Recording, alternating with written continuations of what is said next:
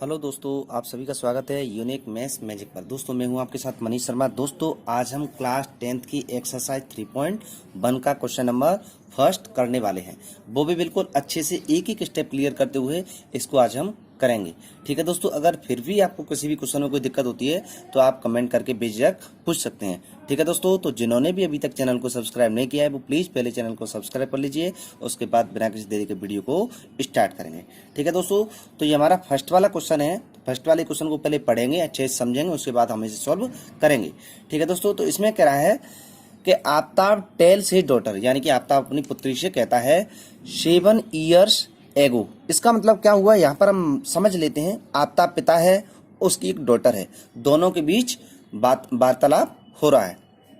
ठीक है, अब वो आगे क्या कहा जा रहा है कि 7 years ago I was 7 times as old as you were.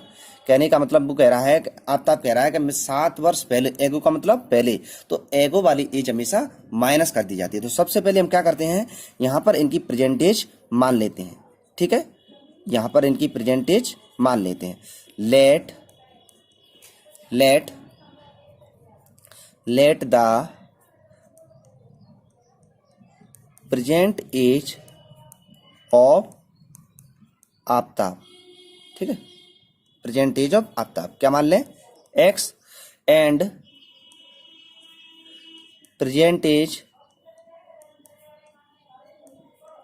Of his daughter, उसकी डॉटर की कितनी हो जाएगी, डॉटर की हो जाएगी 22। ठीक है दोस्तों, अब ये कह रहा है कि 7 years एगो, तो एगो वाली एज हमेशा माइनस कर दी जाती है। जैसे आज कोई मान के चलो 20 साल का है, फिर उससे कहा जाए कि आप 5 years एगो कितने के थे, तो 20 में से 5 घटा देंगे। इसी तरीके से यहाँ पर ये एक्स और बाई के हैं प्रेजेंट में। ठीक है, 7 years एगो की बात कर रहा है, तो इनमें से 7 माइनस कर देंगे, यानी ये एक्स माइनस 7, ये बाई माइनस 7। तो लिखेंगे 7 years एगो, 7 years ago the age of Aftab, तो कितनी हो जाएगी, एक्स माइनस 7 years। ठीक है, इसी तरीके से उसकी हो जाएगी डॉटर की, and 7 years ago the age of his daughter,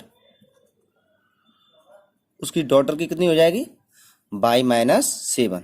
कितनी हो जाएगी, बाई माइनस 7 years। ठीक है दोस्तों, तो हमेशा एग मतलब जो पहले की कहा जाए, एगो की कहा जाए, वो हमेशा माइनस करनी है। अगर आपको लगे ये बाद की कह रहा है तो वो हमें प्रेजेंटेज में प्लस करनी है। सपोज दैट आज कोई 20 साल का है, अगर वो 7 years बाद की बात करे तो वो 7 years उसमें प्लस कर दी जाएगी, यानी कि 20 + 7, यानी वो कितने का हो जाएगा, 27 years का हो जाएगा।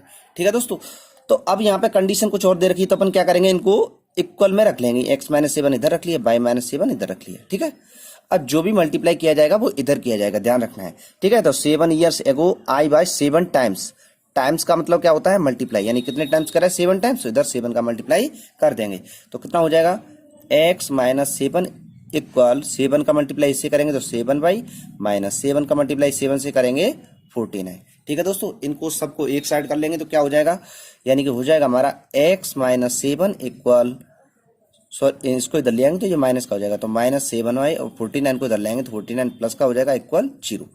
यानी कुल मिलाकर कितना हो जाएगा, x माइनस 7y ये आ जाएगा, और इन दोनों में क्या हो जाएगा, यहाँ बचेगा 42 प्लस का इक्वल 0। ये क्वेश्चन हो जाएगा हमारा फर्स्ट वाला। ठीक है दोस्तों, सेम ऐसे ही आगे की कंडीशन को फॉलो करके हमें आगे का इक्वेशन बनाना है। ठीक है दोस्तों, तो पढ़ते हैं, इसे भी देखते हैं। आगे कह रहा है also 3 years from now. Now का मतलब होता है बाद की एज। नाउ का नाउ आए लिख के या फिर लेटर लिख के आए, तो दोनों का मतलब क्या होता है, बाद की एज पूछी जा रही है। तो लिखेंगे 3 years later age of Aftab, तो आफ्ताब की एज कितनी हो जाएगी, x + 3।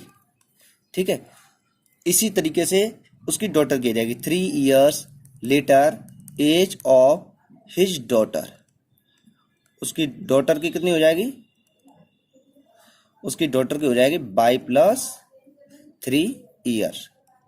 ठीक है दोस्तों, अब अपन क्या करेंगे, जैसे अपने पिछली पहले यहाँ पर किया था वही यहाँ पर करेंगे, यानी x + 3 और y + 3 दोनों को अपन क्या कर लेंगे, इक्वल में रख लेंगे।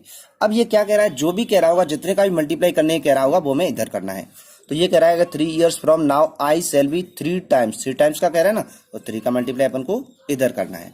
अब क्या हो जाएगा ये, अब क्या हो जाएगा देखते हैं। तो x प्लस 3 इक्वल, इसका अंदर मल्टीप्लाई कर लेंगे तो क्या हो जाएगा 3 प्लस 3 का 3 से मल्टीप्लाई करेंगे तो 9, सबको एक साइड ले जाएंगे। तो x प्लस 3, इस 3 को इधर लाएंगे तो माइनस की, और 9 इधर आएगा, ये भी माइनस का, ठीक है। तो क्या हो जाएगा x माइनस 3, इन दोनों को माइनस कर लेंगे तो प्लस 3 माइनस 9 तो बचेगा -6 इक्वल 0। ये हमारा सेकंड इक्वेशन हो जाएगा। ठीक है दोस्तों, आशा करता हूं कि आपको यहां तक इक्वेशन अच्छे से बनाना आ गया होगा, अच्छे समझ में, ये मुझे पूरा विश्वास है। ठीक है दोस्तों, अब हमें क्या करना है, तो इसमें दोस्तों 2 तरीके के रिप्रेजेंटेशन थे, यानी कि रिप्रेजेंट कह रहा है represent this situation algebraically and graphically, यानी कि ये दोस्तों हमारा जो रिप्रेजेंटेशन है वो यहाँ से एल्जेब्रिक है, ठीक है, और ग्राफिकली जब हम ग्राफ बनाएंगे तो वो हमारा ग्राफिकली के अंदर आएगा। ठीक है दोस्तों, अब हमें ये कह रहा है कि इसे ग्राफिकली भी हमें रिप्रेजेंट करना है। ठीक है दोस्तों, तो हम क्या करेंगे, दोनों इक्वेशन को लेंगे, दोनों से इसके कम 3 सॉल्यूशन निकालेंगे, उन 3 सॉल्यूशन को फॉलो करके हमेशा ग्राफ बनाएंगे। ठीक है दोस्तों, तो कोई भी एक इक्वेशन ले लेते हैं, जैसे पहले फर्स्ट वाला ही ले लेते हैं। ठीक है दोस्तों, फर्स्ट वाला ही, जैसे हमने फर्स्ट वाला इक्वेशन ले लिया जी x minus 7y plus 42 equal 0, तो इसके 3 सॉल्यूशन निकालने दोस्तों, बहुत ईजी है, कुछ भी नहीं करना है। तो देखो अपन क्या करेंगे, x तो इधर है ही, दोनों को इधर ले जाएंगे, तो इधर 7y इधर माइनस का, इधर जाने पर प्लस का, 42 इधर प्लस का था, इधर जाने पर माइनस का। ठीक है दोस्तों, अब अपन को एक वेरिएबल की वैल्यू रखनी है, दूसरे की वैल्यू में फाइंड होती जाएगी, यानी कि रखनी किसकी वैल्यू, जो हमारा इधर है इक्वल से उसकी वैल्यू रखनी है। इधर क्या है y, तो y की वैल्यू रखेंगे, x की वैल्यू हमारी फाइंड होके आएगी। तो y की वैल्यू पहले क्या रख लेते हैं, 0 ही रख लेते हैं, 0 शुरुआत कर लेते हैं। ठीक है, तो x की वैल्यू क्या होगी, तो 7 मल्टीप्लाई y की वैल्यू कितनी रखना है, 0 माइनस 42, यानी कि x की वैल्यू कितनी आएगी, इसका मल्टीप्लाई 0 से करें 0, बचेगा कितना -42।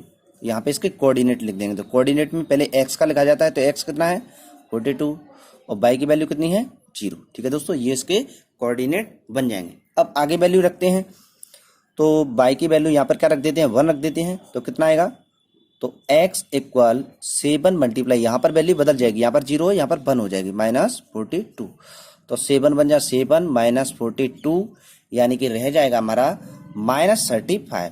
ठीक है, तो इसके कोऑर्डिनेट क्या बन जाएंगे, तो x की वैल्यू पहले लिखते हैं, तो x की वैल्यू -35 और y की वैल्यू हमने कितनी रखी थी 1। ठीक है दोस्तों, इस तरीके से इसके कोऑर्डिनेट ये बन जाएंगे। एक और वैल्यू और निकाल लेते हैं, तो रखते हैं 2 रख देते हैं, तो y की वैल्यू रख लेते हैं 2, x की वैल्यू क्या हो जाएगी, तो देखो 7 मल्टीप्लाई, यहाँ पर बदल रही है वैल्यू, यहाँ पर 0 थी, यहाँ पर 1, यहाँ पर आ जाएगी 2 -42, तो 7 2 कितना होता है 14 -42, तो यहाँ पे कितना बचेगा -28 बचेगा। ठीक है दोस्तों, तो इसके कोऑर्डिनेट लिख देंगे, तो पहले x का, तो x की वैल्यू कितनी निकल के आएगी 28, माइनस का 28, y की वैल्यू हमने कितनी रखी थी 2। ठीक है दोस्तों, अब अपन क्या करेंगे, इसकी एक टेबल बना लेंगे। ठीक है, इन सब डाटा को, सारे कोऑर्डिनेट को एक टेबल में शो कर देंगे। ठीक है दोस्तों, इसकी टेबल बनाते हैं एक साइड से, यहाँ पर इसकी टेबल बना लेते हैं।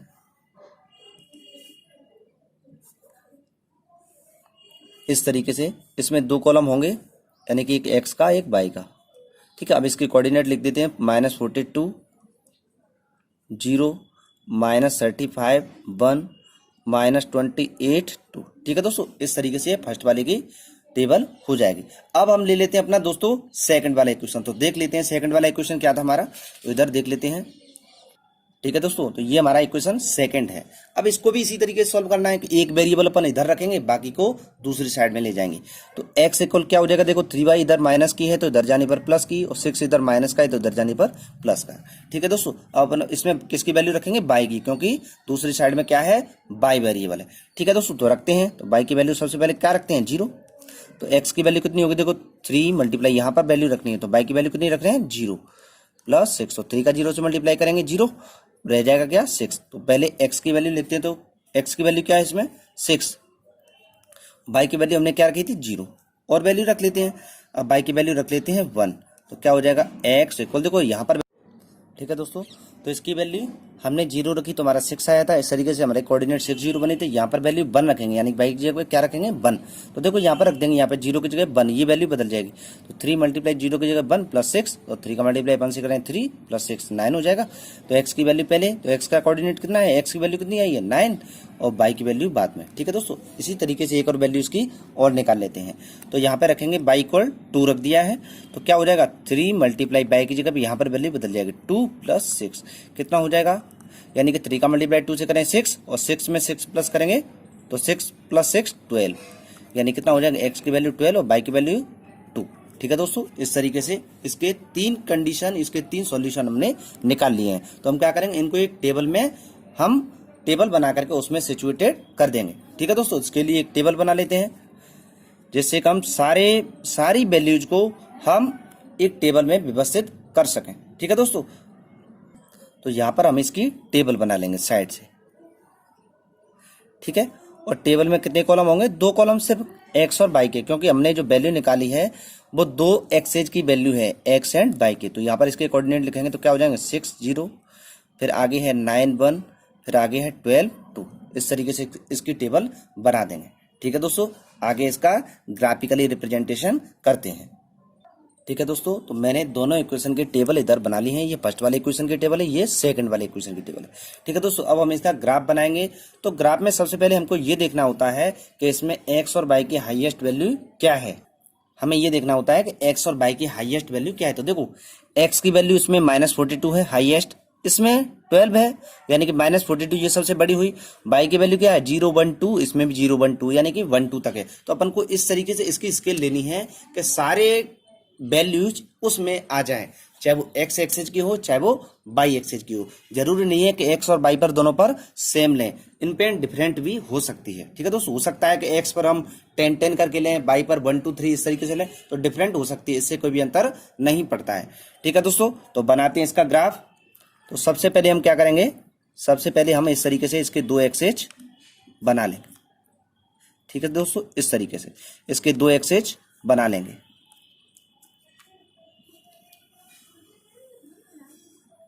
ठीक है, ये हो जाएगा हमारा x, इधर x डैश होता है, ऊपर y होता है और नीचे y डैश होता है।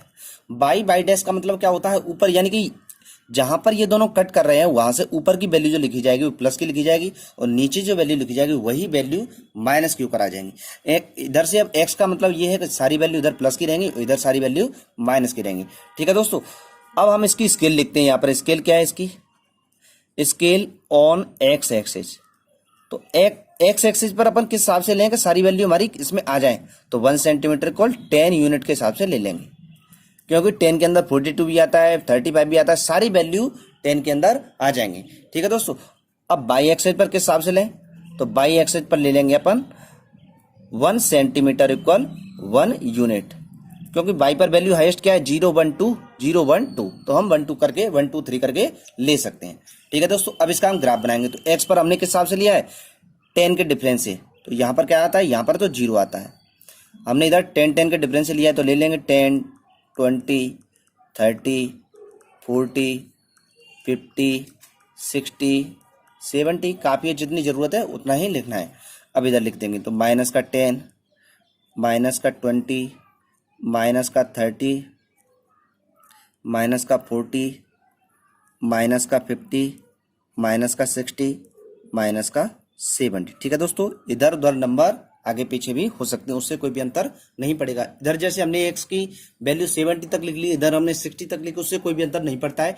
जितनी जरूरत है उतनी नंबर हमें लिखनी है। y पर हमने किस हिसाब से लिया है 1 1 के डिफरेंस से, तो यहाँ पर लिख लेंगे 1, यहाँ पर 2, यहाँ पर 3, यहाँ पर 4, जितनी जरूरत है उतनी। दोस्तों हमें इससे आगे जरूरत नहीं, क्योंकि हमें y की हाईएस्ट वैल्यू कितनी चाहिए 2।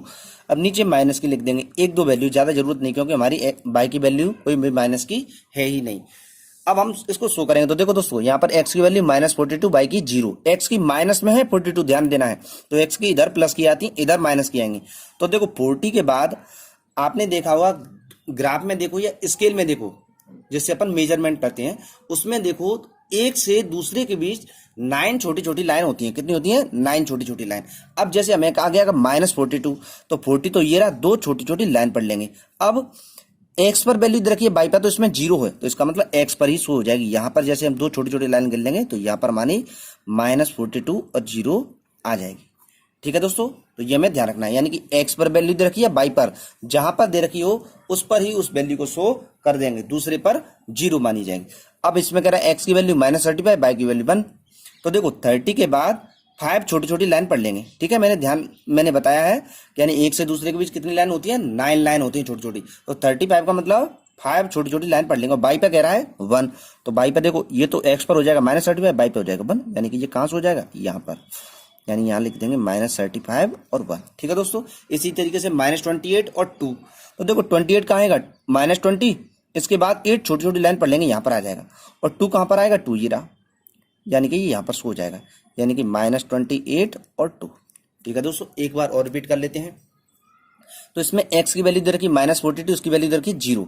तो -42 का मतलब 40 के बाद दो छोटी छोटी लाइन पढ़नी है, बाई पर 0 है, तो यानी कि x पर जो वैल्यू दे रखी है वो x पर ही शो हो जाएगी। ठीक है दोस्तों, x पर शो हो जाएगी, तो यहाँ पर शो हो जाएगी। दूसरी वैल्यू -35, तो 30 के बाद 5 छोटी छोटी लाइन पढ़ लेंगे, बाई पर 1। तो देखो x पर -35, बाई पर 1, यानी कि ये यहाँ पर आ जाएगा, x पर यहाँ पर -35 हो जाएगा, बाई पर 1। इसी तरीके से -28, तो देखो 20 के बाद 8 छोटी छोटी लाइन पढ़नी है, माइनस का कह रहा है तो अपन इधर रहेंगे, इधर शो करना है, प्लस कहता तो इधर शो करते।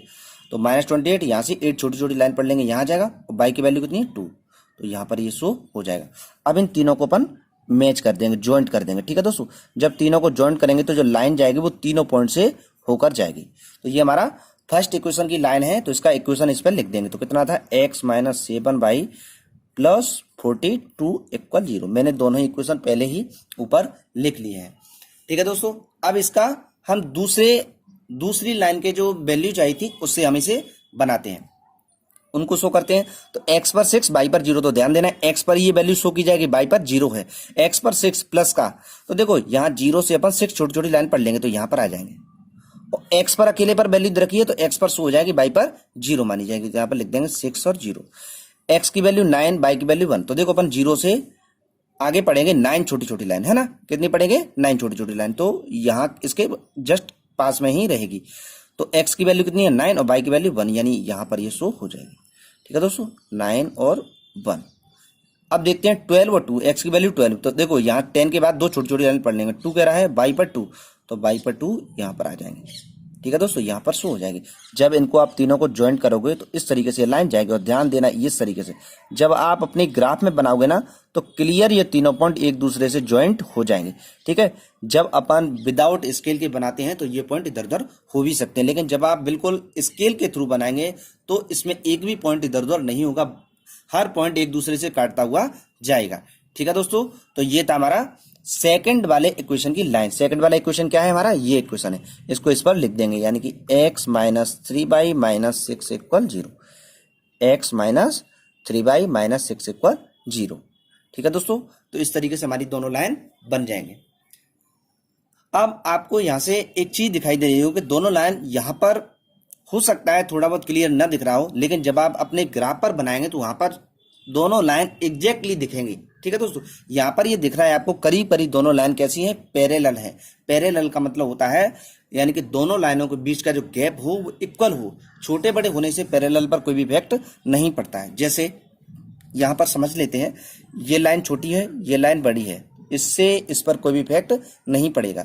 ये देखना है कि इसके बीच की दूरी इक्वल है कि नहीं है, यानी कि जब दो लाइनों को आगे बढ़ाने पर भी एक दूसरे को नहीं काटें तो इसका मतलब वे पैरेलल हैं। अब ये दोनों लाइन भले ये छोटी है ये बड़ी है, इसको आप आगे बढ़ाओ इसको आगे बढ़ाओ तो ये एक दूसरे को नहीं काटेंगे। जैसे इन्हीं लाइनों की बात, इनकी बात कर लो, तो इनको अपन आगे बढ़ाएंगे तो ये दोनों लाइन एक दूसरे को नहीं काटेंगे। इसका मतलब ये कैसी लाइन है, पैरेलल लाइन है। छोटे बड़े से पैरेलल पर इफेक्ट नहीं पड़ता है, तो ये दोनों लाइन क्या है, पैरेलल। तो यहां पर लिखेंगे B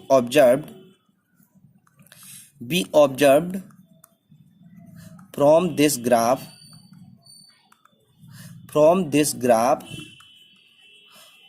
both lines are parallel to each other। Parallel का मतलब हिंदी में होता है समांतर।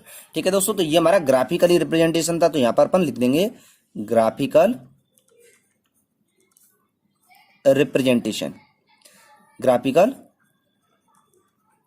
रिप्रेजेंटेशन, हिंदी में इसे कहते हैं ज्यामितीय निरूपण। ठीक है, एल्जेब्रिकली को कहते हैं बीजगणितीय निरूपण। ठीक है दोस्तों, तो ये था हमारा फर्स्ट वाला क्वेश्चन। आशा करता हूँ कि ये क्वेश्चन आपको अच्छे से समझ में आ गया होगा। अगर ये अच्छे से समझ में आया है, अच्छे से नहीं बहुत अच्छे से समझ में आया है, तो वीडियो को कर दीजिएगा लाइक और चैनल को सब्सक्राइब जरूर कर लीजिएगा। और इस चैनल को, इस प्लेटफॉर्म को अपने दोस्तों के साथ शेयर जरूर कीजिएगा, जैसे आप तो इससे जुड़े ही हैं, आपके दोस्त भी इस प्लेटफॉर्म से जुड़ सकें, एक उचित शिक्षा का लाभ ले सकें। ठीक है दोस्तों, आज के लिए इतना ही, बाकी सब नेक्स्ट वीडियो में। धन्यवाद।